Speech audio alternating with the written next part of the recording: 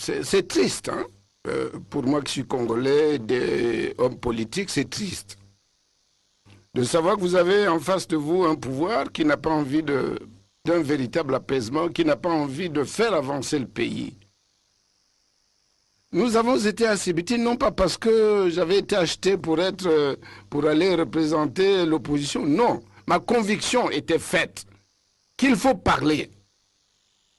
Et c'est pour ça que nous avons été aux consultations. Vous savez, vous avez dit ici tout à l'heure que l'UPADES, bon, m'avait sanctionné parce que... Mais j'étais d'abord candidat à l'élection présidentielle en 2002.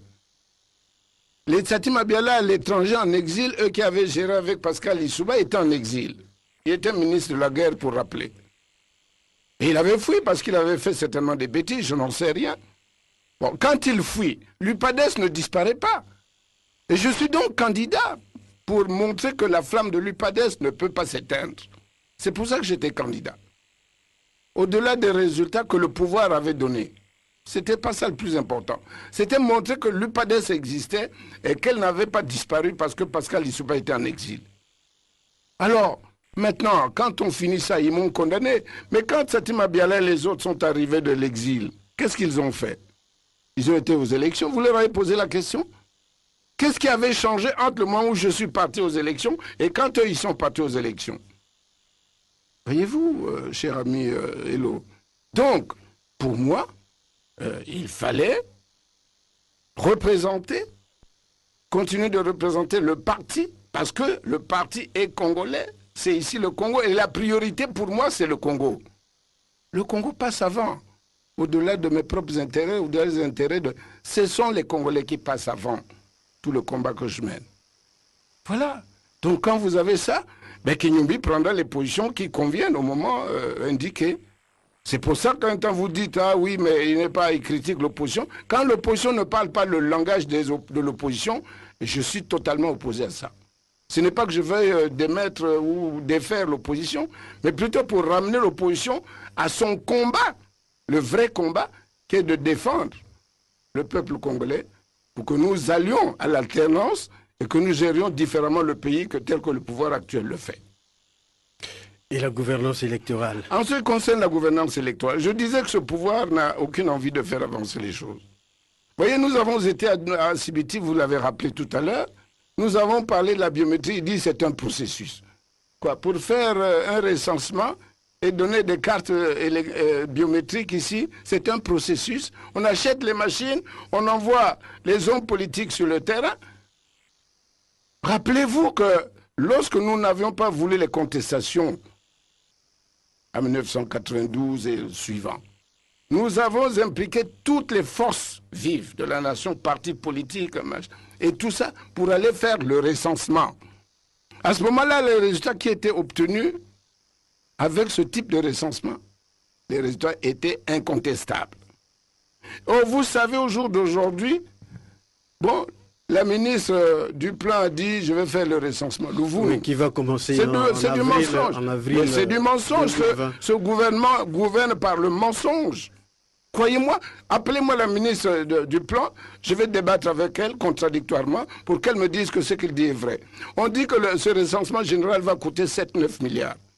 Au jour d'aujourd'hui, vous n'arrivez même pas à payer 1 milliard, à peu près au CHU par mois, et vous allez trouver 7 milliards, 9 milliards où? Il y a les partenaires étrangers qui vont... Les partenaires, mais il faut déjà que vous fassiez confiance.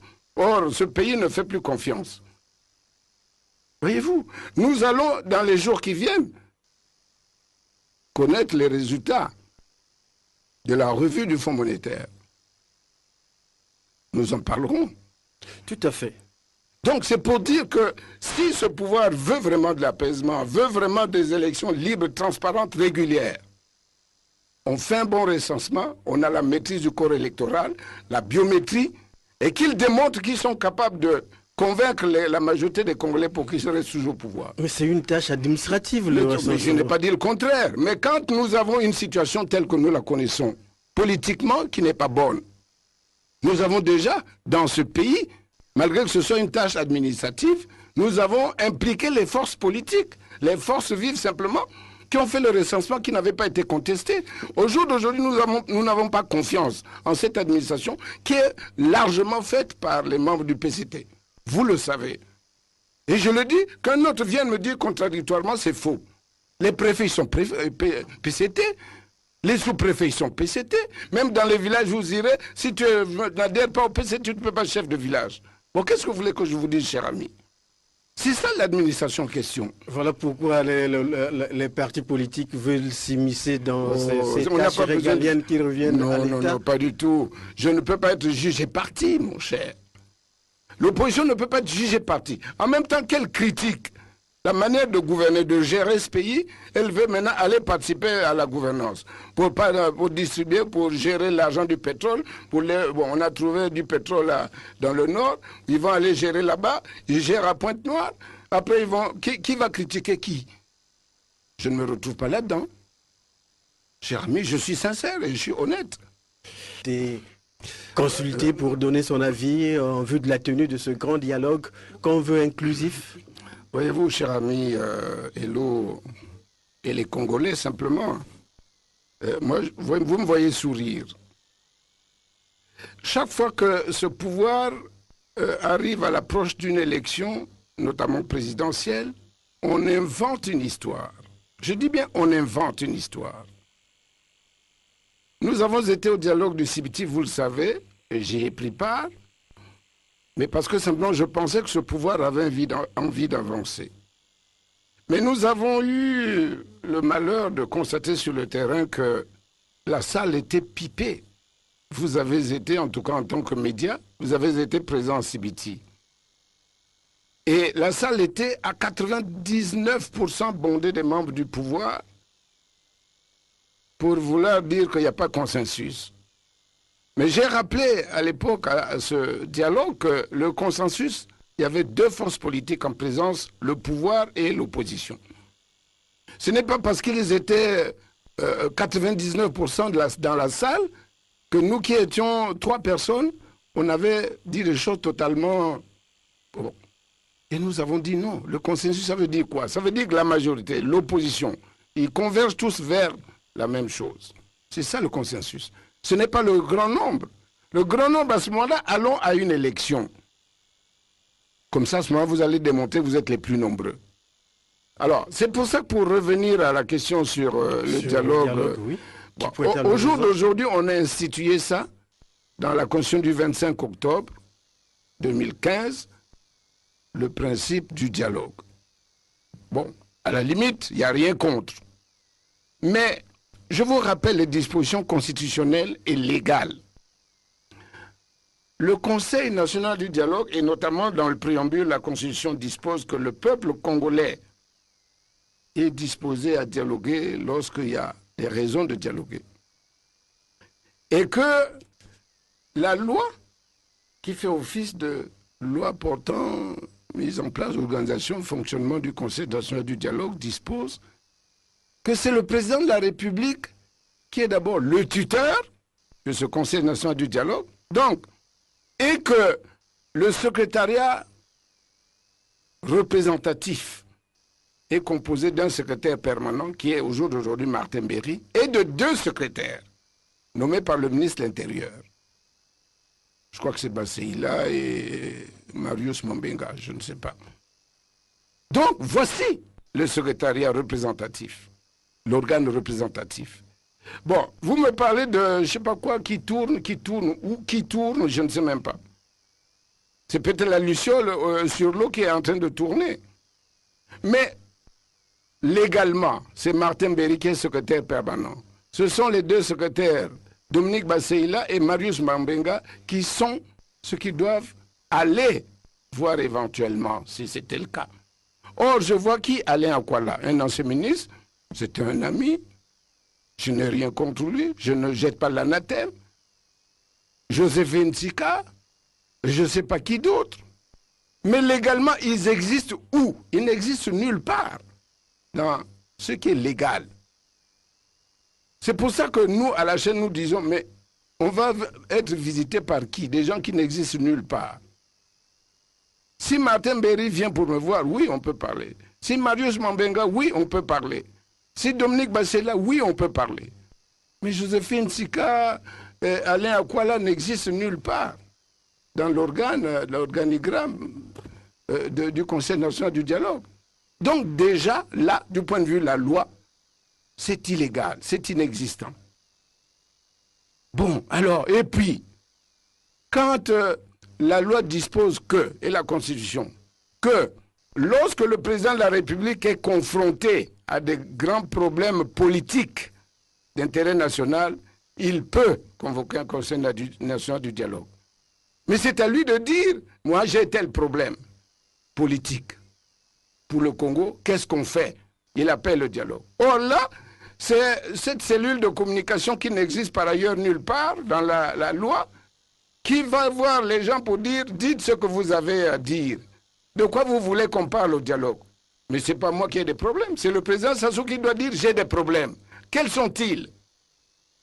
Mais ce n'est pas cette cellule de communication, un organe interne du Conseil national du dialogue qui va venir me demander. Je n'ai rien à dire, c'est celui qui a des problèmes qui doit me dire, j'ai tel problème, parlons-en. Donc, du point de vue, ça n'existe pas. C'est du folklore tout ça, croyez-moi.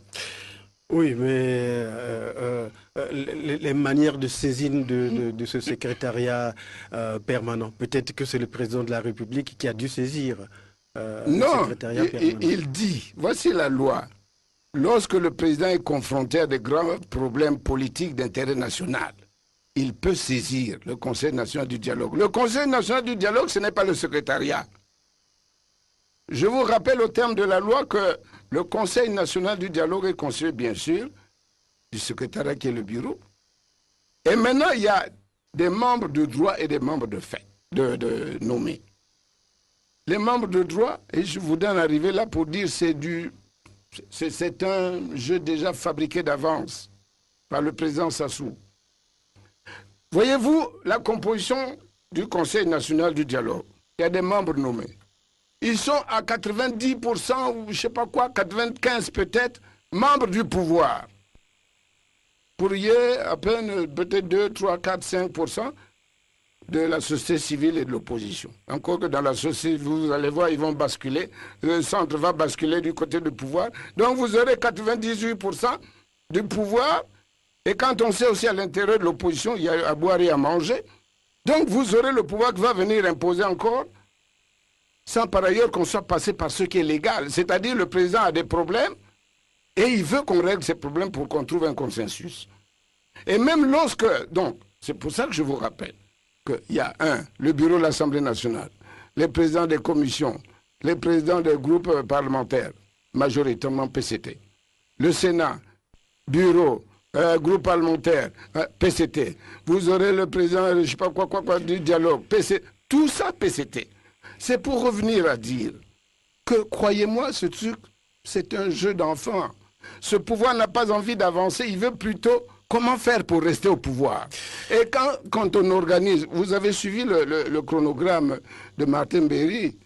Bon, on dit on va d'abord consulter les gens et on arrive à 6 mois d'élection, 8 mois d'élection. Maintenant, on envoie les suggestions. Ce n'est même pas des avis, des suggestions du président de la République qui va faire ce qu'il veut, comme d'habitude. Et à ce moment-là, on va dire, ah oui, et le recensement en temps ne sera pas fait. Monsieur le Président, l'envoyé spécial du secrétaire général des Nations Unies en Afrique centrale, Luceni Fall, a été reçu par le secrétaire permanent du dialogue national et il a dit que les Nations Unies appellent l'opposition congolaise à adhérer à cette initiative du dialogue. Croyez-moi, c'est du folklore tout ça. On fabrique des choses dans les officines, on dit oui, le secrétaire, je ne sais pas quoi, représentant de l'ONU. C'est des histoires. Parce qu'il connaît mieux le terrain que nous pour dire, ah oui, d'adhérer, qu'adhérer à quoi? Des trucs fabriqués. Je vous dis déjà que c'est illégal. C'est le président Sassou, lorsqu'il est confronté au problème, qui dit, j'ai des problèmes. J'ai même entendu des gens dire, oui, comment faire pour maintenant payer les retraités? Comment faire pour payer les salaires? Ça, c'est ça les problèmes politiques d'intérêt national? Les gestions courantes pures? Non, écoutez, ne rions pas, ne nous amusons pas. Soyons sérieux dans ce pays. À quel moment nous deviendrons des gens sérieux qui voient l'intérêt des Congolais du Congo? C'est du folklore. Alors, maintenant, quand j'en arrive à la question justement de ce femme, même si c'était organisé légalement, encore que ce n'est pas le cas, Berry Martin veut qu'au mois de mai-juin 2020, Il va maintenant envoyer les suggestions. Les suggestions, je dis bien, c'est ça la loi. Et au président de la République, nous sommes déjà à 7 ou 8 mois de l'élection présidentielle. Encore, on ne sait même pas quand ça va se tenir. Quand ça lui plaira au président Sassou, il va dire ça en janvier. Quand ça lui plaira, il dit ça en février. Quand ça lui plaira, il dit ça en mai, ou en juin, ou en octobre 2095. Bon, écoutez, il faut que constitutionnellement, on sache à quel moment on doit faire une élection. Et que par ailleurs, il faut qu'il y ait le corps électoral déjà déterminé. Comment se fait un bon recensement? Surtout avec nos contestations. On doit impliquer les forces politiques. Ce n'est pas l'administration qui est déjà pipée d'avance. Vous le savez, je suis sincère. On implique les forces politiques comme on l'avait fait, la société civile, et chacun a un œil. Partout, on va faire le recensement pour qu'il n'y ait pas de contestation du corps électoral. Or, vous savez, il y a des villages de 3 personnes, on a mis 600 personnes. Il y a des, je ne sais pas quoi, des districts de 1000 personnes, on a mis 50 000 personnes. Bon, écoutez, moi, franchement, bon, comment voulez-vous qu'il n'y ait pas de contestation à ce moment-là? Moi, je veux l'apaisement dans ce pays. Que le pouvoir, s'il est capable de convaincre la majorité des Congolais, qu'il organise les élections, nous allons voir sur le terrain. Monsieur le Président, nous sommes pratiquement arrivés au terme du temps qui nous est accordé pour cet entretien de ce matin. Ce que l'on sache, c'est que vous n'allez pas participer à ces consultations. Non, le folklore, là, moi, je n'irai pas. Je n'irai pas. En tout cas, la chaîne n'ira pas à ce folklore. Croyez-moi, je préfère aller danser avec Tourikanga au folklore de chez moi, au Congo, que d'aller dans le folklore de Mbantemberi avec... Voilà, Monsieur le Président, votre dernier mot, en quelques mots simplement. En tout cas, je voulais simplement vous remercier d'abord, Radio Congo. Ça fait bien longtemps que vous m'avez invité. Je suis venu vraiment avec beaucoup de plaisir pour parler aux Congolais, pour qu'ils connaissent ma position. Non pas ce que le pouvoir ou certains opposants veulent raconter qu'ils ne sait pas là où il est. Ils savent là où je suis. Le pouvoir, c'est là où je suis. Je suis en opposant. La chaîne est un parti d'opposition à l'opposition. Ce n'est pas ceux qui disent être de l'opposition qui soutiennent le gouvernement. Non. Qui veulent mettre le gouvernement de l'argent national pour gérer l'argent du pétrole. Non. Je laisse au pouvoir le faire pour que nous, demain, nous démontrons qu'ils savent.